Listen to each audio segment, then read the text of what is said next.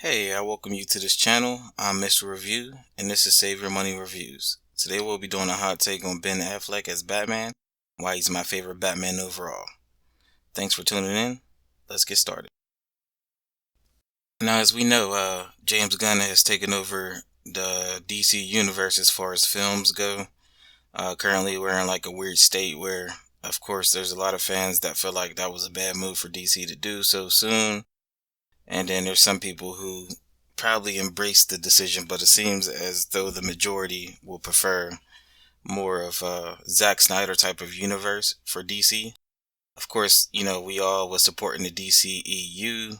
Now, I did do a video on my take on Zack Snyder and that situation.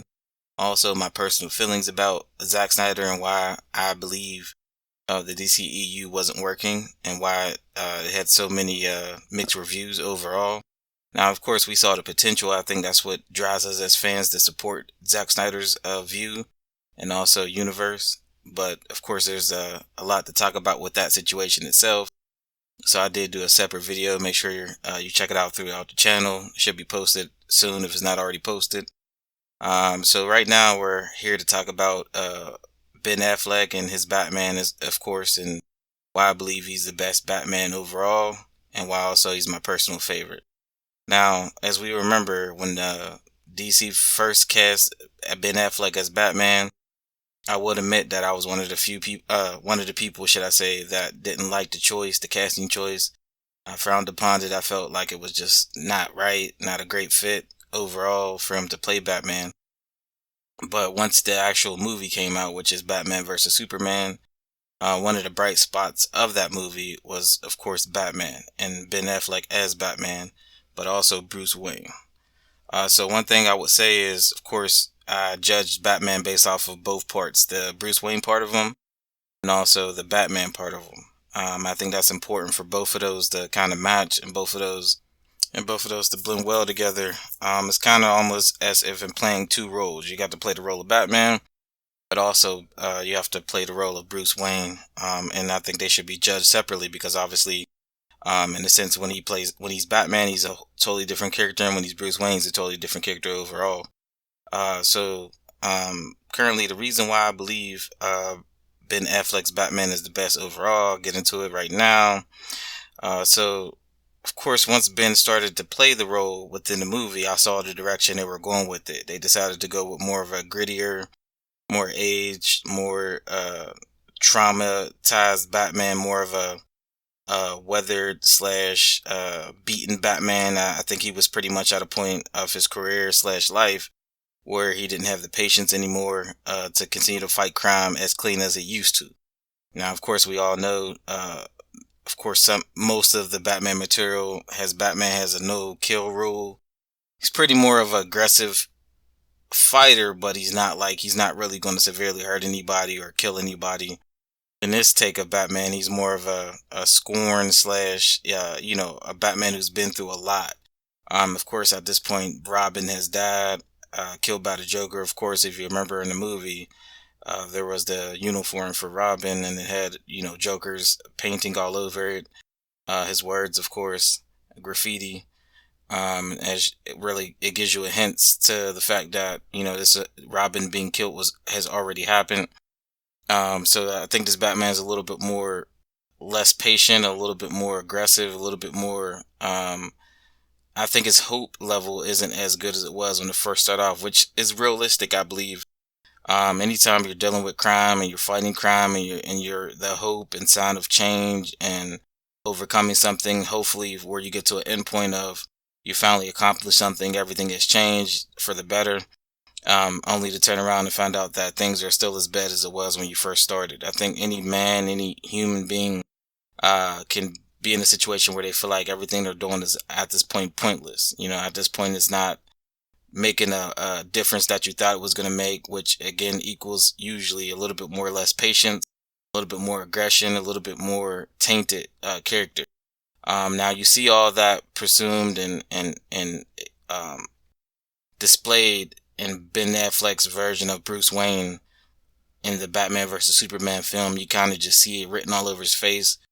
You kind of see it written all over the way he speaks, just his energy, his tone. Ben Affleck does a great job of being a older slash worn Batman, a Batman who's pretty much at his end point, a Batman that's pretty much over the whole concept of good and bad. You can kind of see he kind of jumps back and forth through the lines of clean and of course dirty. Way more aggressive Batman, more of a darker tone Batman, more of a scorned Batman, a more of a beaten down Batman. You know, you could tell he's been through a lot, and we haven't even seen his version of Batman's previous situation within film. We haven't seen the story, but Ben does a great job with exhuming that feeling of what he's been through throughout this story, this Batman version, this Bruce Wayne version. You kind of can see it all of his face. You can kind of see it the way he speaks. Ben Affleck did an amazing job on portraying that type of energy within his Bruce Wayne, and then of course as his Batman. I can honestly say I didn't expect that as far as his acting ability, but he did a great job doing that. It gave Batman a different tone, a different feel. I feel like this was the most boldest Batman I've seen on film, on screen. This was a Batman that was different. You know, his energy was different, his aura was different, and you can kind of feel his pain through watching him and seeing him. You kind of see where he's at without even seeing the backstory to everything. You kind of just know. Um, I think Ben Affleck again did a great job with the Batman. Also, his fight scenes were the best Batman fight scenes I've seen throughout any film of Batman. If you guys want to double check that, I know it's hard to kind of remember every last detail with Batman versus Superman because it wasn't a good film. But again, some of the highlights of that film was Ben Affleck and his Batman. Of course, the way he portrayed Bruce Wayne and Batman in that film stood out pretty heavily, and he brought a kind of a bright spot to a film that to me wasn't well written. Now I do get into more details of what went wrong with the DCEU and some of the writing things aspects on a video where I'm gonna do just on Zack Snyder and kind of going over everything. But like I said, on this one, I just want to talk about the Batman for Ben and kind of speak why he's my favorite. So like I said, just his version just seemed very gritty, very dark, but also still lined up with who Batman is as a individual. He still was Bruce Wayne very much and still Batman very much. It didn't feel like a different character in that sense. It just felt like a renewed energy for the character, a different take on the character, which I appreciated it because again, we've seen Batman on film for many years. We have seen different takes on how the character is portrayed in film, and this one I felt like was the most unique out of all of them because it went, a different direction than the safe bet of Batman and who he is. It kind of went to a point where he is later in his life, which again, we haven't seen that yet. And then also it gets to a point where he's at a space where he's kind of over all that. He's kind of over these criminals, he's kind of over crime. You can tell he's just over all that. And now at this point, he's just fighting with aggression. He's fighting with loss, pain. He's fighting just to win, period. Regardless of what it takes, he's going to do it. And this Batman, again, is a little bit more grittier, a little bit more aggressive than the previous Batmans. And I like that about him. I like the fact that he's older. I like the fact that he's at a different point in his life where he's not as clean as he used to be. Kind of draws the line is now as the anti-hero, at this point. And again, he's always had that kind of image, but never really portrayed an anti-hero until, in my opinion, this film, or let me rephrase it, this version of Batman that Ben has portrayed on film. And again, that was unique and different and refreshing for me to see on film. And it made me, feel like, okay, I didn't expect this. And that made me more in tune, more paying attention to what's going on with this Batman. It made me want to learn more about this Batman. It made me want to watch more story of this Batman to kind of get to learn everything he's been through, other than already feeling it and knowing it, seeing it visually, kind of getting more detailed information, more lore to this Batman and seeing it actually play out would have been amazing, or would be amazing. Let me rephrase that too. Just seeing that, like I said, that different take on Batman itself was just refreshing for me. It made me intrigued. Ben again did an amazing job portraying that, and that's where he doesn't get enough credit for because unfortunately we haven't seen him very much in this role. Now, like I said, the fight scene in Batman versus Superman, you guys got to check that out when at the end, after him and Superman actually team up after the whole Martha situation where they stops the fight, and they decide to join each other, and Batman goes to save Superman's mother. You'll see that fight scene in the warehouse, the best fight choreography I've ever seen for Batman, the best, visuals I've seen with his fighting style and the aggression and just the movements, and you seeing the suit get shot at, and like the armor to it, and just him kind of, I like the scene because it shows how aggressive he is, how skilled he is, but also it shows that he's not invincible. You can see him getting hit a few times during those scenes, which is realistic. If you're fighting multiple people, I hate those fake movies where, the hero's always beating up everybody without taking any damage. That's not realistic. And again, by them doing that, it showed that they wanted to make this Batman a little bit more grounded as well, but also still mystique, still aggressive, still above the average man. They did it all in one scene pretty much at that point where you're seeing him, fight, and it looks cool, but also him still be human, because that's what he is. But at the same time, he still took, the damage, and continued to go through and finish the fight, and still finished on top as he should. And again, that scene was well shot. The moves I've never seen Batman do, the movements I've never seen Batman do. It just looked amazing. It looked aggressive. It looked like Batman, but it was so cool how they decided to do it. It was refreshing. It was brand new, and it was over the top, which is great, but in a good way. It was grounded over the top versus being very fake or superhero with powers type of take. It was like a Batman mystic being just doing his thing and beating up criminals, but also you still saw the human side to him as well. So like that, again, that scene is my favorite all-time Batman fighting scene in any of his films. We're talking literally from the Michael Keaton's Batmans to the Christian Bale's Batman's films.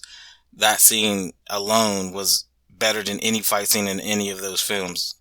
Like I said, it was very much of the film, but that part did it for me and won me over to say this is the best Batman I've seen on screen. Again, that's added up with all the acting ability of Affleck and his take on Batman. Also, the direction the writer decided to take with this Batman, which is later in his life, and he's more in a darker space. He's more of an aggressive space, more of over it type of thing. And I like that. I like a worn type of Batman that I've never seen on film. And again, like I said, he portrayed it very well. The fight scenes are shot very well in that scene. So guys, if you haven't seen that movie in a while, that is one of the bright spots of the movie. So if you can't quite remember that scene, I recommend going back to watch that part. Even if you don't want to watch the whole movie, at least skip to that part. That part is amazing. I tell you, just pay attention to the detail and the skills of Batman in that scene, and see how he's fighting these criminals, and the angles and different moves he's using, different gadgets he's using. Just check it out, guys. They did an amazing job with that. And like I said, it's my favorite all-time Batman fight scene on film. And again, I salute to the director and the writer for allowing that to happen and partake on film. It was shot very well. Looked realistic. I doubt there was too much CGI. It was amazing scene. And again, that was kind of like the stamp on it where I was like, okay, this is my all-time favorite Batman. I would like to see him more. Now, of course, we don't get to see him until the Justice League movie, which is another movie that is, again, a mixed movie. In my opinion, not a good film. Both versions aren't really up to standard, to be honest with you. There's some highlights for both versions. We're talking Zack Snyder and Josh Whedon's versions. Again, they both have their weak points and a little bit too much of a weak point, but they also both have their great points in films that where, it stands out and they did a great job with. But overall, those movies are not good movies. And that's sad to say because the Justice League is such a great team of superheroes that it's really hard to miss on that. But unfortunately, in this case, they have missed. And I do go over that again in other videos if you want to check my channel about the Justice League situation in the DCEU, and my feelings deeper into why that didn't work out too well. Now back to the Batman situation. We got to see him in Justice League.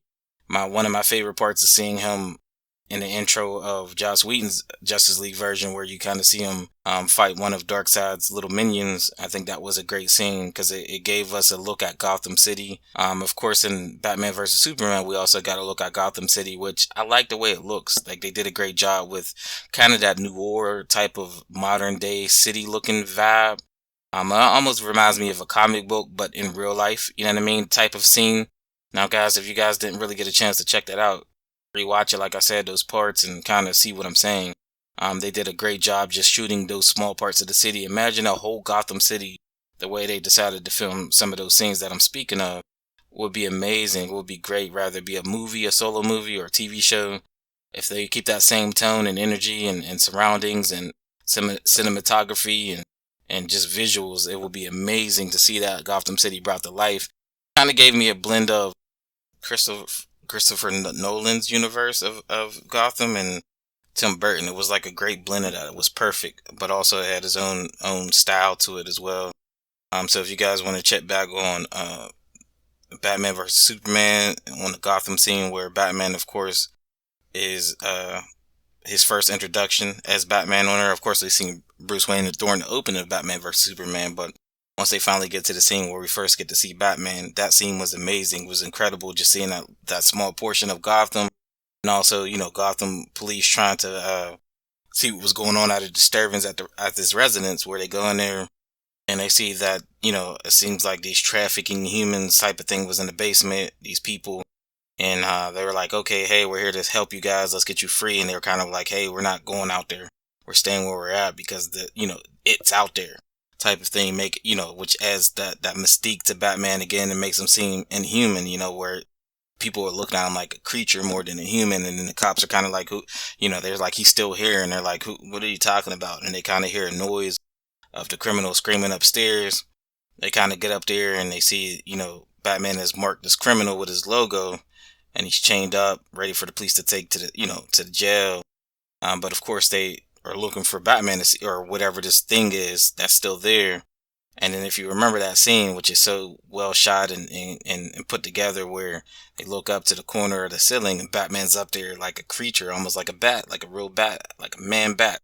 Then he takes off in such an inhuman way. And that scene, again, another scene where I was sold on this version and this type of Batman. We have never seen that before. It kind of added to that legend of Batman, that mystique, that is he human or is he not type of thing, which, again, I don't think we get very much of that in the previous movies, rather it be Michael Keaton's or rather it be Christian Bale's version. Again, there's hints of that, but it's not like as pronounced and as loud as this scene that I'm describing, which again showed me that the director and the writer decided to make this Batman a little bit more different than those previous ones, but also so familiar as far as the actual character and the history behind him, and kind of giving us that visual of making us question, is this person human or not, this Batman version, which is amazing. Again, writing and directing in that sense, and that was kind of drawing me in. And then again, the background and the scenery and the visuals and the lighting, all those things just with that Gotham City just kind of set that scene where I wanted more of Batman in that tone, in that way, in that form. And yeah, you're left a lot to be, a lot more to be desired. And I was like, okay, I'm sold on this Batman. This Batman savage. He's different. He's more aggressive, more creature and mystic like, and I like that about it. So once he took off, and then of course he leaves his markings on these criminals, which they end up going to jail, and I believe people kill them or attack them. So it's kind of like leaving them as a mark within the jail system, which is fascinating to see how that started. Well, to find out how that started and why Batman decided to do this route would have been amazing to see a backstory to that in a solo film, of course. And that's what I'm saying. There's so much left on the table. There's so much meat on the bones with this Batman version that we never got to see, never got to witness due to the circumstances of the DC situation and the WB situation. Again, that was an amazing scene. So if you guys forgot about that scene, go back and check it out and see what I'm talking about. Again, amazing scene. That one was on, of course, Batman vs. Superman, the first scene with Batman in it. Amazing, incredibly shot. Again, movie not good, but parts of the movie, especially featuring Batman, was well shot and very amazing to see. Then, of course, we got to see him on Justice League in the scenes I just mentioned. He didn't get very many fighting scenes in Justice League as an overall movie. And I think that kind of added to how weak the movie was with it, with that part being what it is. To me, it was not even comparable to the fight scene we got to see in Batman versus Superman, with Batman fighting the criminals at the end when he's trying to save Martha. So again, if we can see more of that, that would be amazing. Also, if you guys recall, he was on the Suicide Squad, the original Suicide Squad, that David Ayer did. The intro to that was probably the best part of that movie because, again, another unfortunately bad movie with great parts. And one of the greatest parts of that movie was the opening scene where she's describing the backstory to some of these criminals and how they got caught, which some of them feature Batman. Batman kind of came in those scenes and just stole the movie, in my opinion, and made me want to see a Batman movie. Not really what I was about to see. The scene with him, getting Joker and Harley and chasing them down, and the car going in the ocean, and then Harley, Joker getting out of there where we don't quite know where he ended up, but Harley's still in the car underwater. And if you watch the scene again, you'll see Batman goes down there to kind of try to get them both out of the water, but obviously he only sees Harley in the car, and he decides to try to grab her to get her out of there. But then she wakes up and tries to slice him with a knife. Then he just gives her a nice mean punch, which knocks her out, which is crazy because, again, we've never seen really that type of aggressive, dark, take no, shit type of Batman before. So to see that, and then him get her out of the water, do his thing to try to make sure she's all right, and then of course you know the rest if you've seen the movie. Then the scene where he's actually after Deadshot, and then Deadshot's daughter's there, and that scene was incredible. Imagine seeing a solo Batman movie with Deadshot fighting Batman without any interference. You know what I mean? That that scene itself, even without seeing very much, made you see the potential behind that and just the energy. And then again, here we go, another shot of Gotham City, which it looked amazing. And again, the direction of it, the feel, the tone of the city, it felt like Gotham City. Again, the director, writer, credit to them for creating this type of Gotham City, this type of universe surrounding Batman. It just meets the tone, it meets the feel, it all makes sense to me. And again, for us to get small sample sizes, it makes it difficult to kind of gauge and fully judge as Batman. Because of course, there are some people who judge Ben Affleck's Batman as far as comparing it to the previous Batmans. Also, Jared Leto, they judged his Joker comparing it to the previous Jokers without really allowing a full opportunity. Now, I don't think it's the majority of fans that feel like this about this Batman version. I think we love it because, as you can see, he's getting a lot of support, definitely on Twitter and social media in general, as far as us wanting to continue to see this story. But again, there's still a select few who feels like he's not even comparable to the other Batmans. And I say you haven't actually paid attention to how great this Batman has been within small moments. Imagine a full-fledged film. Majority of these people got full-fledged films that you're comparing them to. Michael Keaton, full-fledged films. You got Christian Bale, full-fledged films. Ben Affleck's the only one that hasn't gotten the solo film where it focuses on his Batman or Gotham City. I believe if we ever got an opportunity to see that, then you'll kind of see what I'm talking about. For any of the doubters, you'll see how great this Batman is, and I believe it'll be probably the best Batman we've seen on screen, solo and in general. Once he gets a full take on allowing you to see his vision for this character and his take on this character, Ben Affleck, I'm speaking of. Giving him an opportunity to fully flesh out his character will be amazing. I'm sure he'll appreciate that opportunity, and I'm sure that's the only thing he ever wanted from the beginning. And that's the reason why you'll hear some people say he actually doesn't want to do the role anymore. I believe that's false news. I think that's not even true. I believe he wants to do the role. I think he was over the politics to WB and all the different things they were doing at the time, ruining what they're trying to build, and changing things up too much and not being sure what they want and what they do want. One minute they made him a director and writer of his solo film. Next minute they take away his directing from the film and just say, hey, he's going to play Batman. And then next minute they hire Matt Reeves and drops them all together. So I don't think it has nothing to do with Ben not wanting to play Batman. I think it has all to do with the fact that WB couldn't figure, their crap out. They couldn't get anything put together cohesively and coherently where everybody is on the same page. They didn't quite know what was quality and what wasn't quality. They didn't know the direction to anything they were doing. I think that's what a lot led to Ben being over that whole situation more so than playing Batman. You give Ben Affleck the keys to everything and let him know, like, hey, this is your solo movie. We won't interfere. We're not going to step on your toes. Here's a great director. Here's a great writer. And again, it doesn't have to be known faces. Let's just get somebody who has quality work, who understands the character, who understands exactly what some of the things I went over today about tone, Gotham City, the way the Batman is, the way Ben Affleck Batman is, character itself. Once they, if they fully understand that, they can write a great story around that. And again, they can direct that thing similar to some of the shots and things that we were getting already, but just enhance it and make it even more better, more detailed, more story driven. Allow us to get the history of Batman, this version of Batman. Allow us to get some flashbacks or even some prequels, either or. But let's do a solo film and kind of go over more about what this Batman has been through and how did he get to the point where he's at now. I think that would be a great story we can get. Again, there's so much lore to this Batman that has not been touched or even fleshed out at all whatsoever. So there's so much potential story, so much juice in this Batman as far as telling his story and also bringing a quality film. And I believe if you get the right writer, the right director, you're going to get an amazing film. And in my opinion, the best Batman solo film we've ever seen in history. Because like I said, this tone and the take on this Batman has been the best as far as being different, creative, but also unpredictable. He's not as predictable as the previous Batmans.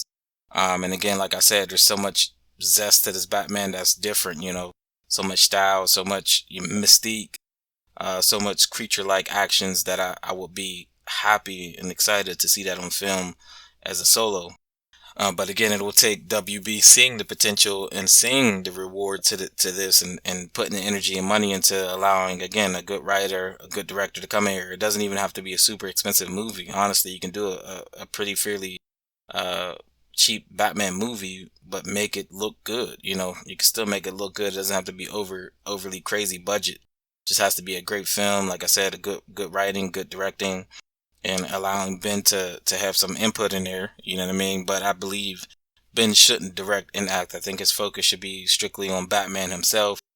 I would say he should definitely have some input in the writing room and also within the directing room, but never, he shouldn't be just a director and writer and actor in this film. I think that's too much to take on for him to be able to save the energy to continue what he's already done. I think it's better for him just to focus on fleshing out this character and his version of this Batman that we have. That would be an amazing film. Again, I would pre-order them tickets. I'm sure majority of fans would probably support this and go out there and say, hey, finally you gave us what we wanted. One thing about WB is that they have to understand if the fans want something, give it to them. They're going to support it. We're going to support it. But you have to see the quality of what you have here and actually put the energy towards it. And once you do that, it's going to, like I said, it's guaranteed to hit. It's guaranteed to going to be a hit because at the end of the day, if you see all the potential that you've seen in those films that I just mentioned with this Batman, you'll see, again, he has the potential to be the best Batman ever. And in my opinion, you already accomplished that because he had such minor parts, but made it stand out every time. Every film Ben has been on with this group has made it a better film. In other words, if his parts are missing, those films aren't even close to as good as they are. And obviously they were trash. But again, he's the bright spots in his films. He's never been a problem. And like I said, he wants to continue this character. I believe he just hates the politics to it. And what I mean by politics is, as WB, the management there is just being annoying and not allowing the Batman film to be done properly in the right way and in a way where they have a lot of control of it. They're trying to take control and tell them what they can do and not do. Again, that takes away from the creativity and also the potential of this film. They have to get a good writer, a good director, and again, it doesn't have to be a known name, just someone who understands the tones of what I just mentioned throughout this hot take. And if they understand that, then it's going to be a great movie. And I believe Ben can find some people and the right people can find some right people to do these things, but they have to put the energy and time towards that. And if they were to do that, again, I believe we have the greatest Batman movie ever to be made. It would be great to see even him going against Deathstroke. I think some of those ideas and scenes that we got to see, or potential scenes we got to see, would have been amazing. Would have been probably, again, one of the best villains as well. Also, I believe they should add like a second villain, kind of like a smaller villain and then bigger villain. Deathstroke should be the main villain, but I think it'll be dope if they did like a Clayface or something in that field as like a co-villain. That would be, I think, a great idea because we haven't seen that on screen yet, Clayface. So I think if we were to get to see him and also Deathstroke in the film together, kind of working together to try to take down Batman or whatever the plot may be, and of course Batman is trying to stop the plot. I think that would be a great film. And like I said, throughout that, we can kind of get more of a backstory on where this Batman is and how did he get there. You know what I mean? I don't think they should reveal everything, but kind of hints of what happened to Robin maybe, and some hints of how the progression of this Batman got to where he got to.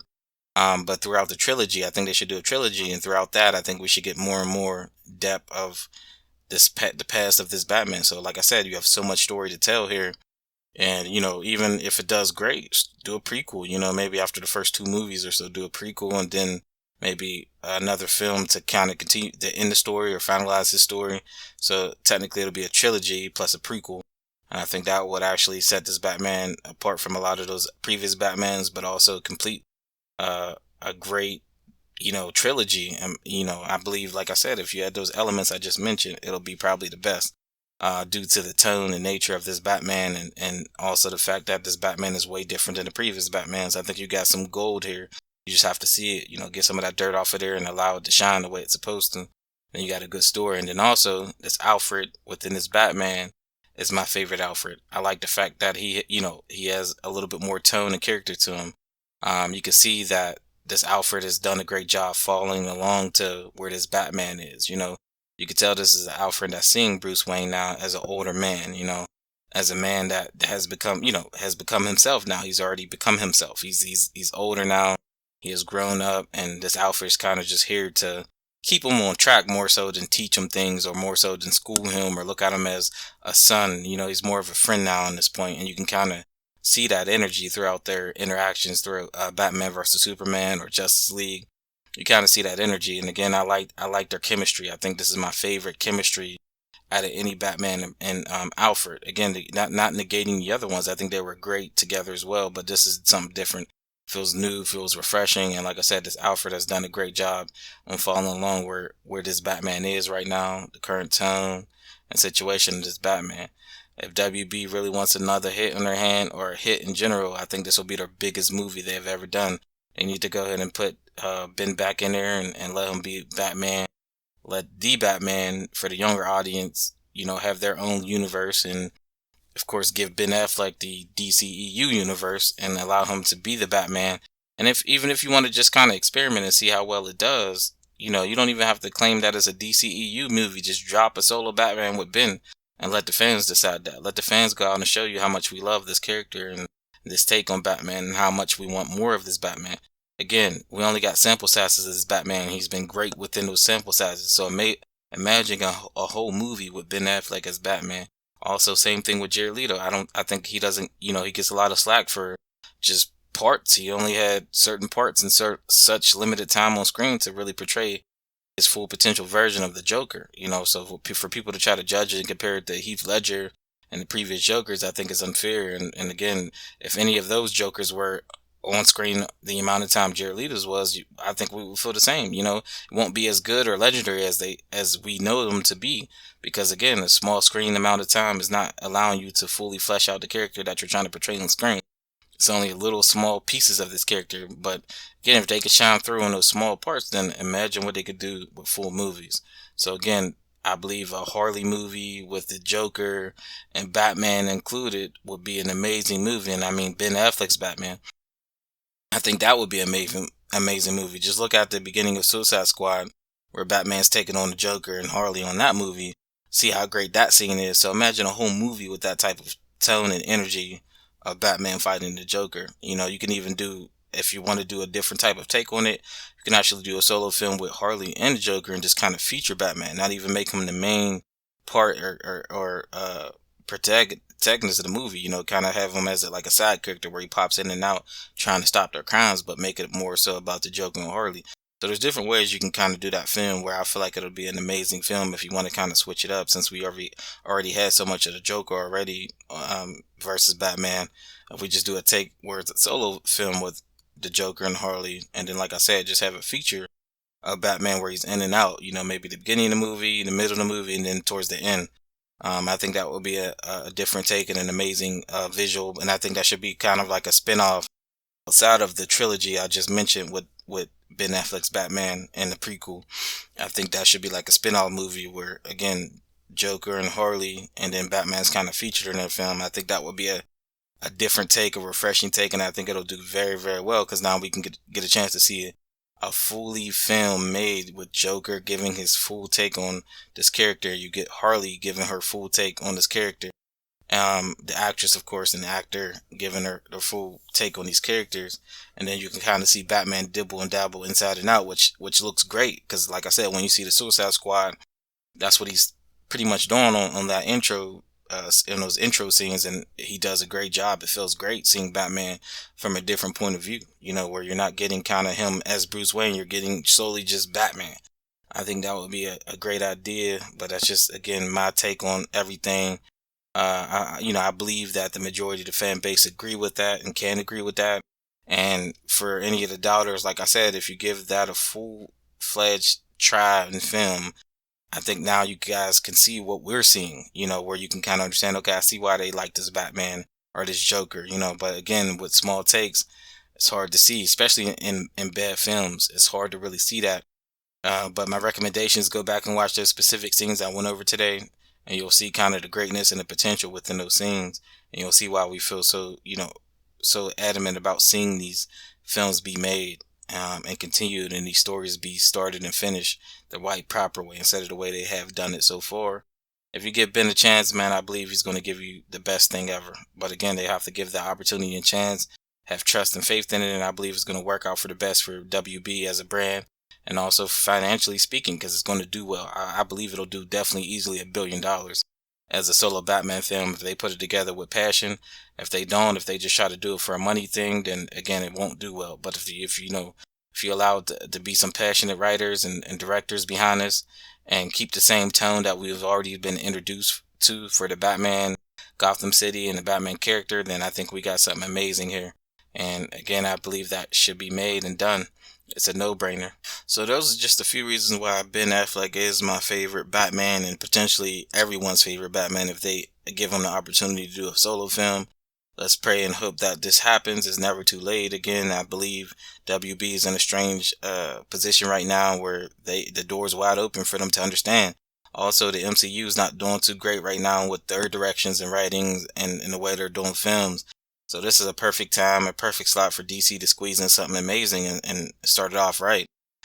Give Zack Snyder the chains again, but do some different things with the writing and get some different writers in there and different directors and editors in there, and I think you got something amazing. So hopefully we get a solo Batman film with Ben Affleck as Batman, and hopefully they give the fans what we want, what we're looking for, and like I said, I believe the majority of people will see and know and love this Batman version, and most likely see it as their favorite due to, again, the potential behind this Batman is way bigger than any previous ones.